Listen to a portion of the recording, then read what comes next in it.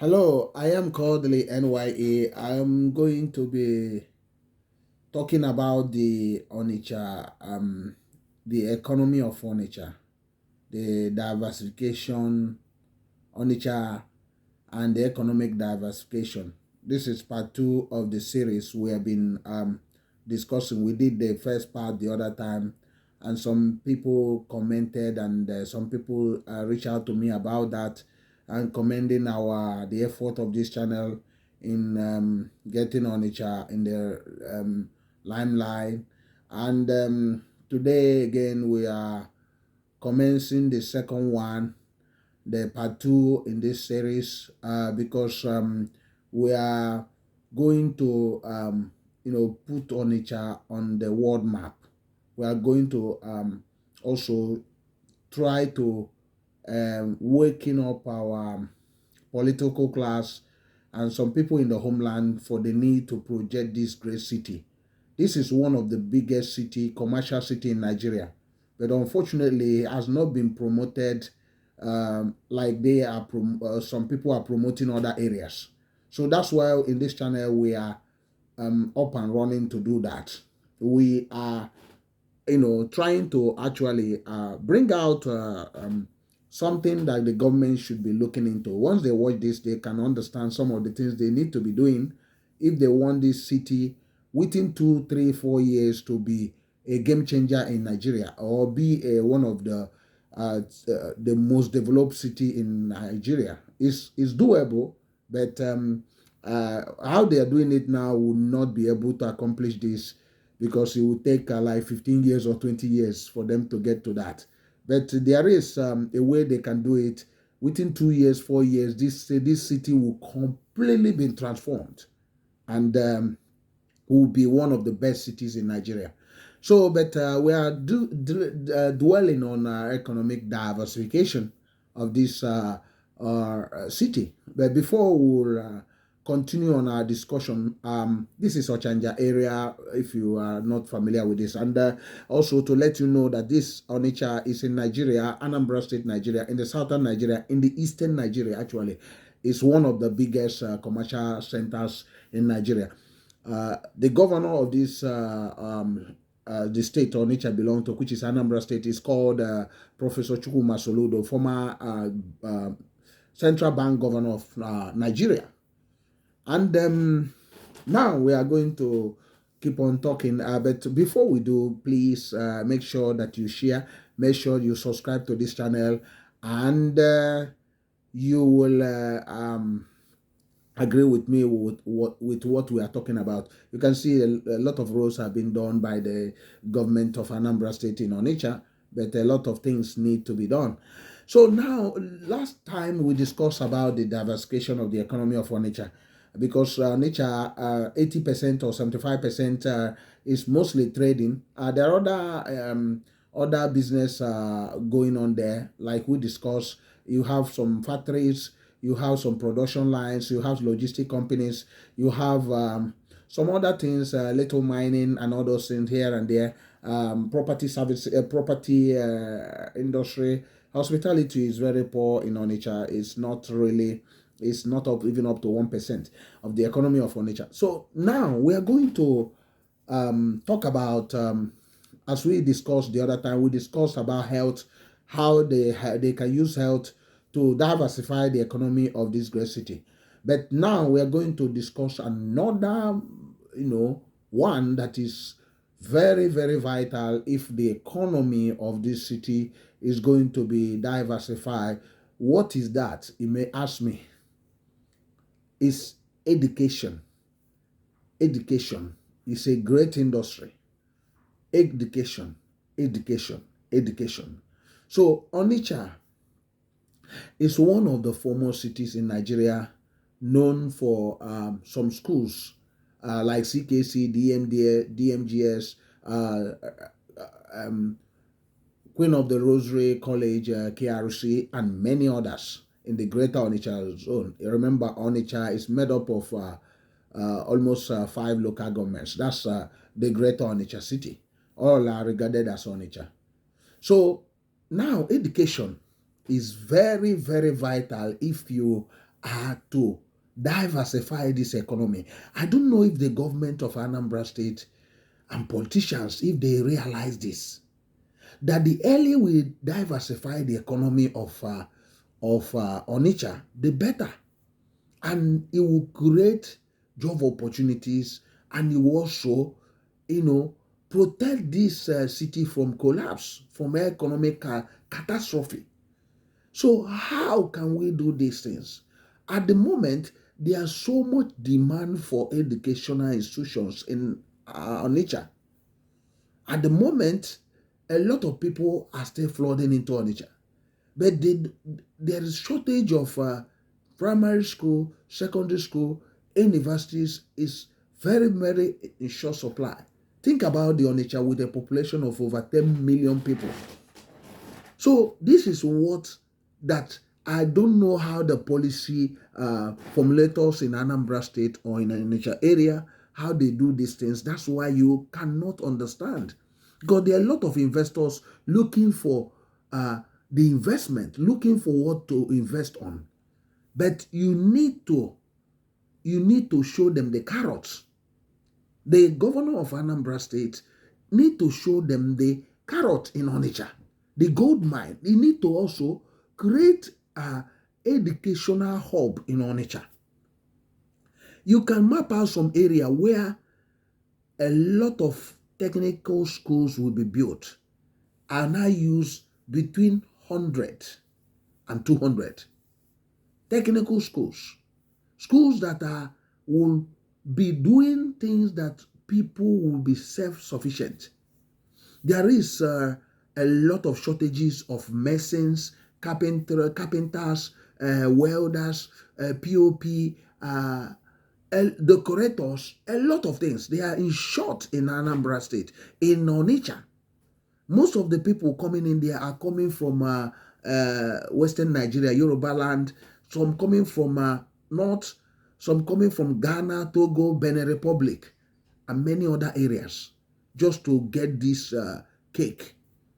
So we need to set up a lot of vocational colleges, so the government can create space that can accommodate between 100 to 200 schools.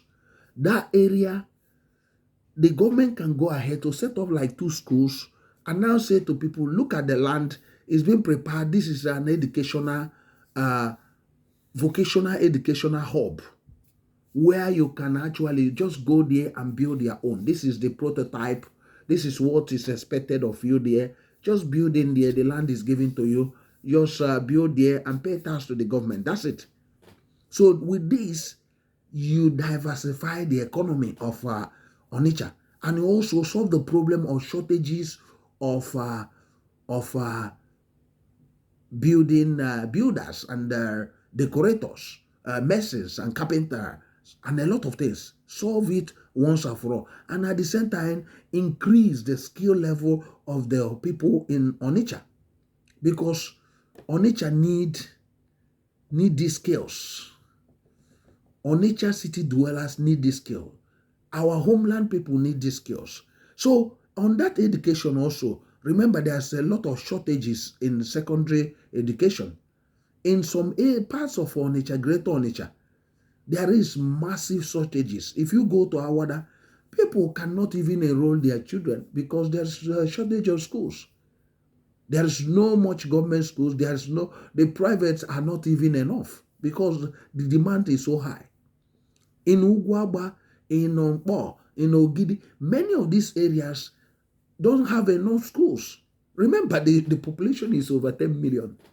So if you go to Obaru, even in Fege, it's difficult to enroll their children because there is not much of school. So government creating that area, it can also create in those areas where 5 schools, new schools will be built, either in joint venture with government or private concerns. Just provide land space for them to build in each of these major areas of Onitsha, Awado, Ugwaba, this Obaru area, this Ogidi, Nkwele, all these areas, Fege, five new schools, secondary schools. So you are targeting to build between 50 to 100, and the portfolio is there under education. Under education. Remember, these are going to create so much job because teachers are going to study in those schools. And during the construction, remember, people will be constructing that there's demand. Sorry about that. There is also demand for a lot of building materials and a lot of other things. So many other demand for so many things. So now we talked about secondary school. How about primary school? The same thing will apply to primary school, building primary school. Another game changer is universities and polytechnics. So this university issue, a lot of experts believe that Onitsha need 10 new universities, the Greater Onitsha. At the moment, it's only 3. And those 3 are actually starting. One is already working.